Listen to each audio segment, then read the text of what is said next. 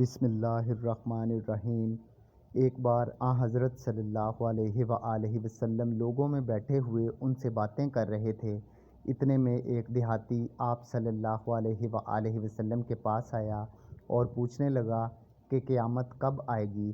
آپ صلی اللہ علیہ وآلہ وسلم اپنی گفتگو میں مصروف رہے۔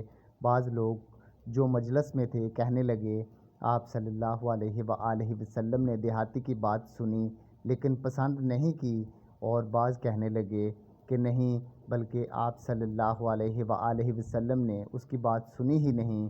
جب آپ صلی اللہ علیہ وآلہ وسلم اپنی باتیں پوری کر چکے تو میں سمجھتا ہوں کہ آپ صلی اللہ علیہ وآلہ وسلم نے فرمایا، وہ قیامت کے بارے میں پوچھنے والا کہاں گیا؟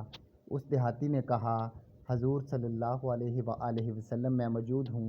آپ صلی اللہ علیہ وآلہ وسلم نے فرمایا کہ جب امانت ایمانداری دنیا سے اٹھ جائے تو قیامت ہونے کا انتظار کر۔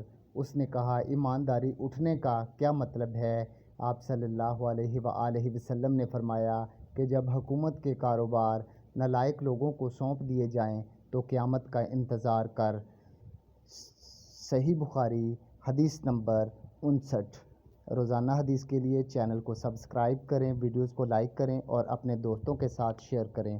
اللہ تعالیٰ سے دعا ہے اللہ تعالیٰ قرآن مجید اور احادیث نبوی صلی اللہ علیہ وآلہ وسلم کو سمجھنے اور ان پر عمل پیرا ہونے کی توفیق عطا فرمائے۔